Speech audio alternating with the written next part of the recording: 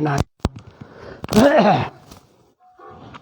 महाराज जी, आपके समक्ष ये दास वो चीज लेकर बैठ गया जो हमारी अस्वस्थता को और भी थोड़ा सा जागृत कर दिया। थोड़ा भी अस्वस्थ हैं 3-4 दिनों से, खांसी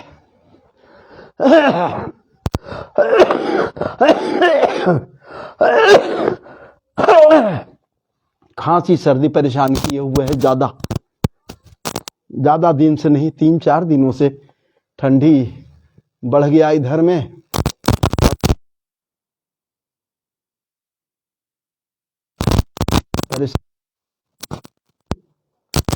अब आदत सी है,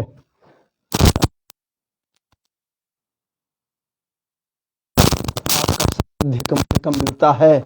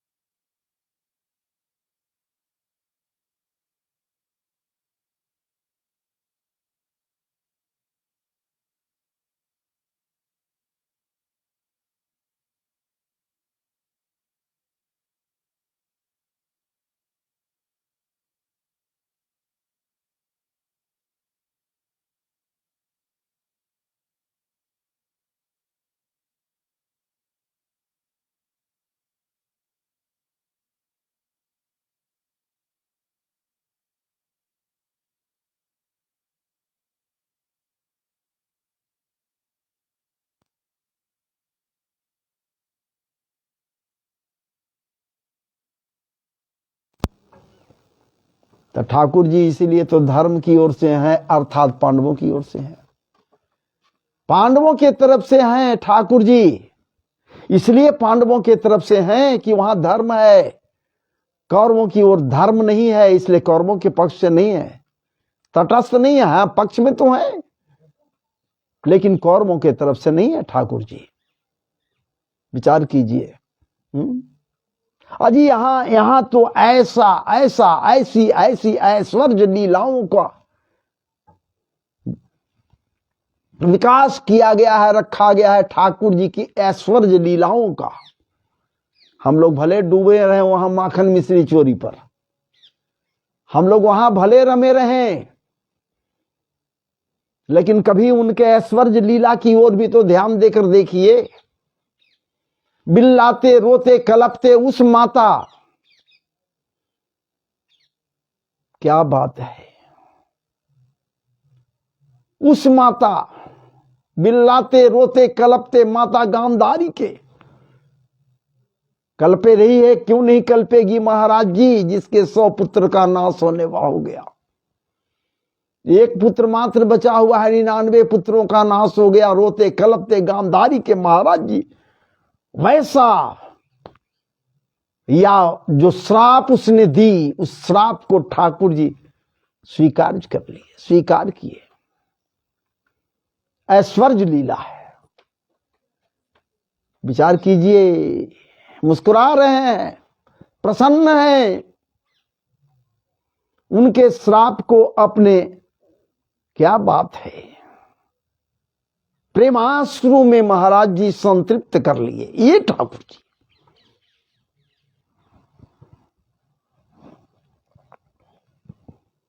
ये ठाकुर जी ऐश्वर्य लीला ही तो है कि रोती बिलखती वो नारी जिसके तन पर वस्त्र है उसका हरण हो रहा है,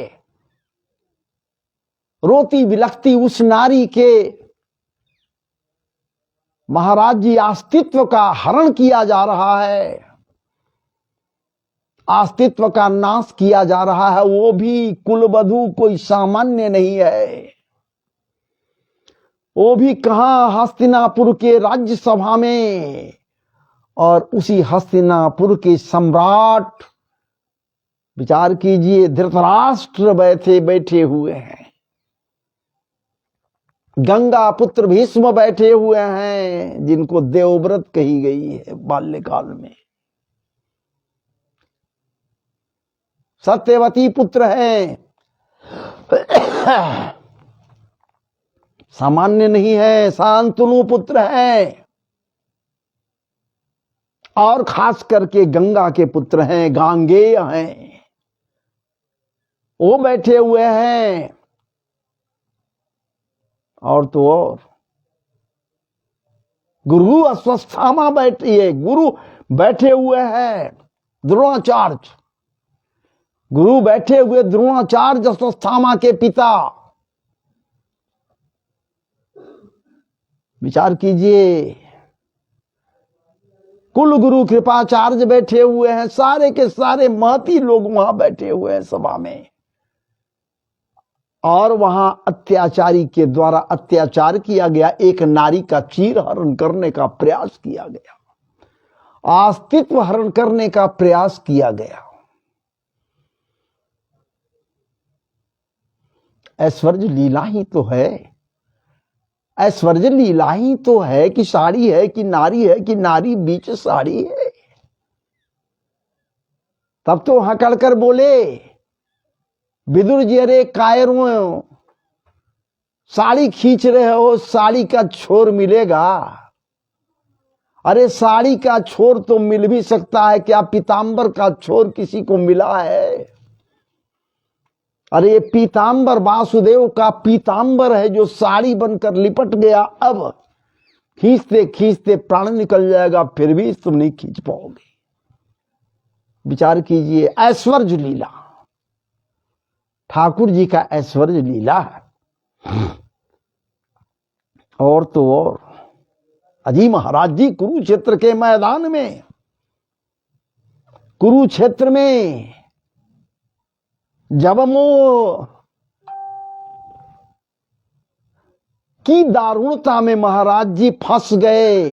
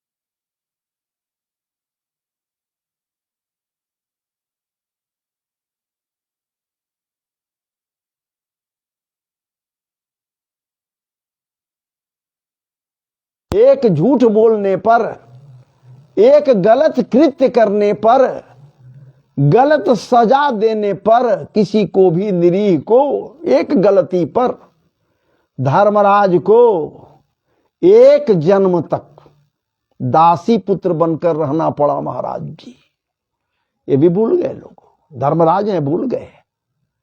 दासी पुत्र कौन है? विदुर जी हैं, ये धर्मराज है महाराज जी, कोई सामान्य नहीं है, धर्मराज है। और एक ऋषि के श्रापानुकूल श्राप से, और उस ऋषि का नाम है मांडव्य ऋषि। मांडव्य ऋषि के श्राप के कारण ये महाराज जी धर्मराज विदुर जी के रूप में दासी पुत्र बनकर एक जन्म तक पीड़ा को बर्दाश्त करते रहे। ऐश्वर्य ठाकुर जी का विचार कीजिए।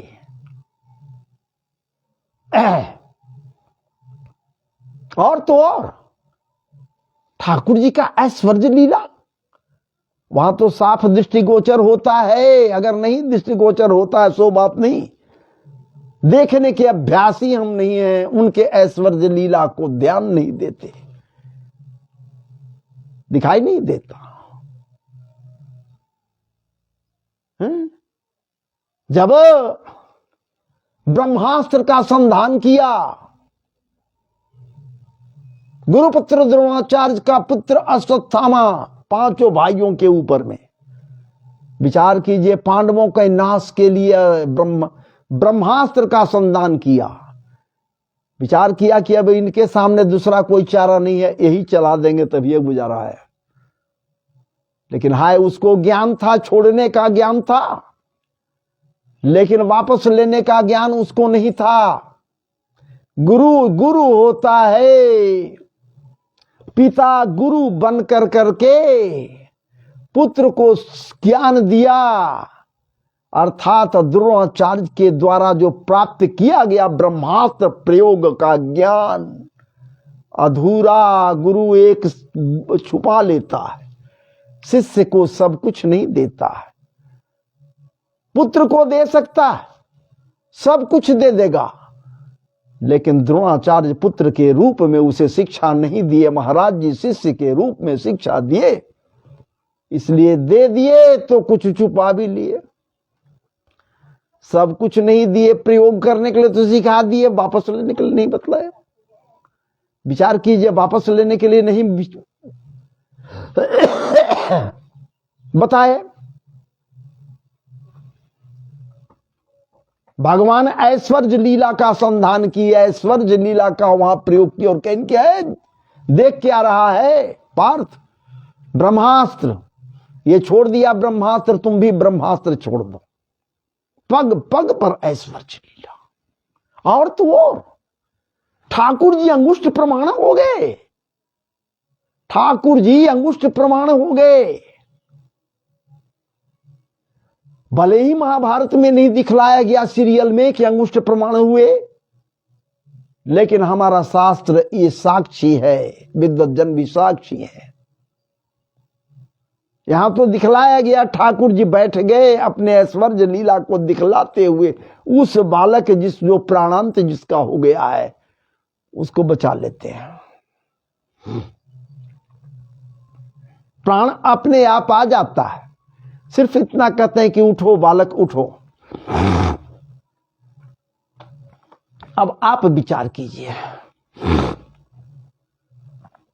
ये ठाकुर जी का ऐश्वर्य लीला कहां कहां है पूरे के पूरे महाभारत काल में।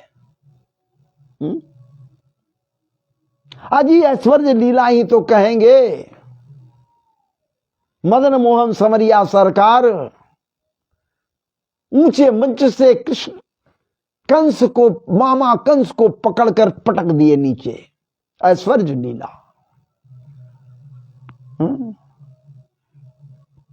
जिस पिनाक को कोई उठा नहीं सकता, हिला नहीं सकता, उस पिनाक को ठाकुर जी उठा लिए, अब भंजन कर दिए, ऐश्वर्य लीला। जिसे जो क्रॉस है नगली थी, बदसूरत थी, सीरत के बद नहीं थी, बदसूरत थी। और तो और अंगराग पहुंचाया करती, दिया करती प्रतिदिन। किसको? कंस को, राजा कंस को। अंगराग देने वाली उस कुबड़ी 3 जगह से कुबड़ थी को महाराज जी अनित्य सौंदर्य की मल्लिका बना दिए। एक झटका मल्लिका बन गई अनित्य सौंदर्य की। ऐश्वर्य लीला। वृंदावन छोड़कर जब आगे आए, वृंदावन को त्याग कर अक्रूर के साथ आगे बढ़े तो ऐश्वर्य लीला, ऐश्वर्य लीला, ऐश्वर्य लीला, ऐश्वर्य लीला। जो भी लीला किए सब के सब लीला ऐश्वर्य लीला है महाराज जी। चल दिए। अब देखिए यहां ऐश्वर्यता को। अक्रूर जी स्नान करने के लिए जल में जाते हैं। ठाकुर जी का हो गया शुरू, वहीं से शुरू हो गया ऐश्वर्य लीला। जल में भी दिखलाई दे रहे हैं। श्याम बलराम सिंहासनारूढ़ है, तो महाराज जी जल के बाहर रथारूढ़ भी दिखलाई दे रहे हैं। ऐश्वर्य लीला।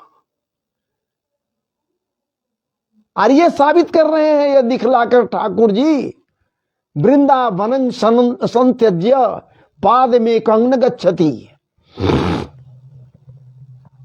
वृंदावन को छोड़कर मैं एक पग के लिए भी कहीं नहीं जाता। ऐश्वर्य लीला। विचार कीजिए क्यों आखिरकार? वो कौन जो जल के भीतर, और वो कौन जो रथ के ऊपर? एक कौन वो जो रथी, रथ बनकर रथ पर बैठा हुआ है दोनों के दोनों, और वो कौन जो दोनों नीचे बैठे हुए हैं जल के भीतर, कण कण में समोए हुए हैं। ये मधुसूदन संवरिया सरकार वृंदावन के कण कण में पत्ते, पत्र, पुष्प, जितने फल वृक्ष जितने हैं सब में दुर्वादि, पल्लवादि, पुष्पादि, पत्रादि, पत्रादि, जलादि, सब में ये कण कण कहां तकले महाराज ये समोए हुए हैं वृंदावन में। अब वृंदावन को छोड़कर ये कतई कहीं जा ही नहीं सकते, फिर भी गए। ऐश्वर्य लीला, ऐश्वर्य ही लीला तो कहेंगे आप।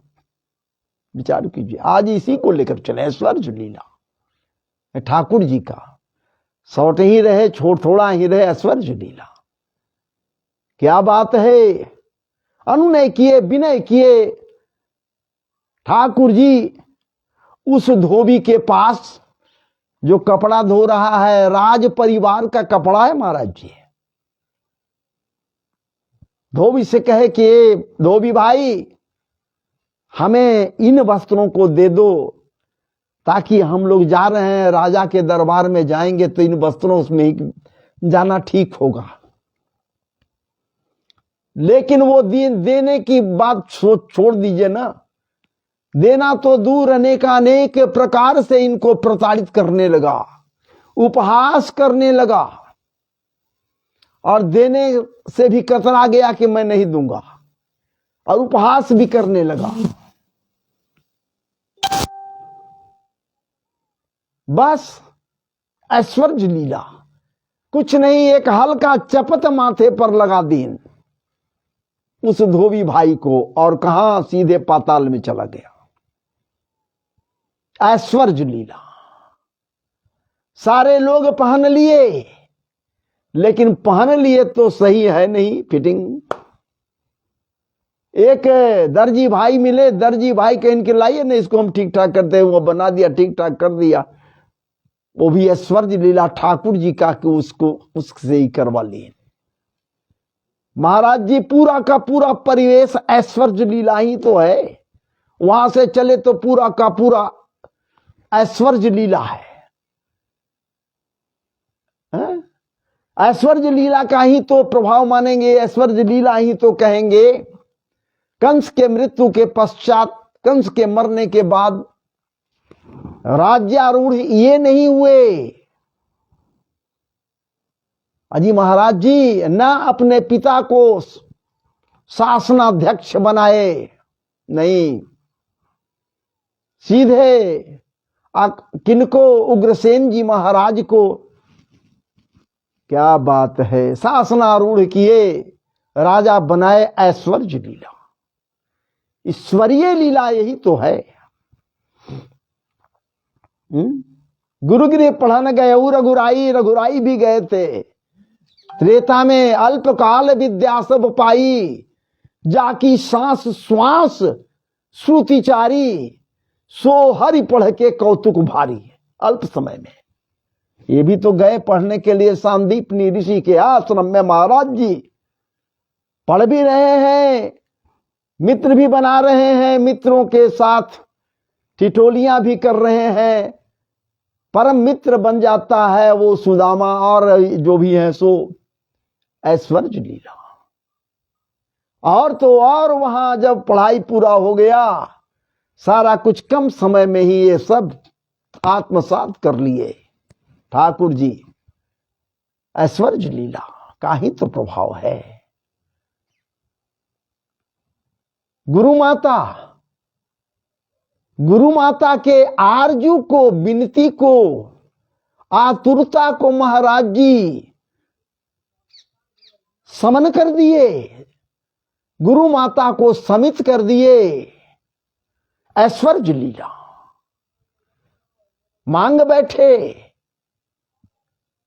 चलते समय में हम पढ़ाई समाप्त हो गया।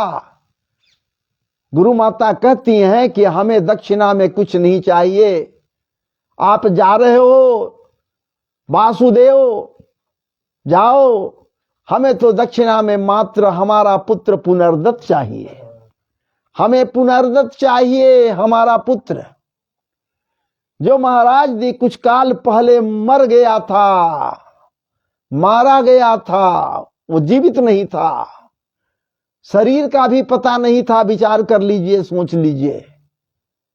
और जब मांग बैठी तो देखिए ऐश्वर्य लीला, हमारे ठाकुर जी संजीवनीपुरी गए,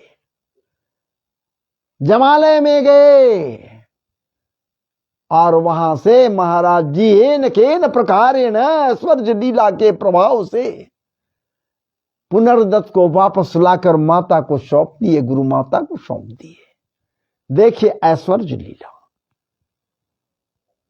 अब विचार कीजिए, ऐश्वर्यता की ओर देखिए, झांक कर देखिए, क्या क्या ऐश्वर्य लीला की। रण छोड़ बन गए ठाकुर जी, रण छोड़ भी कहलाए। काल जमन को भस्मीभूत करा दिए ठाकुर जी। काल जमन को सामान्य वीर नहीं था, वरदान था, कोई सामान्य उसे कोई मार नहीं सकता है। उसकी मृत्यु होनी थी महाराज जी, बस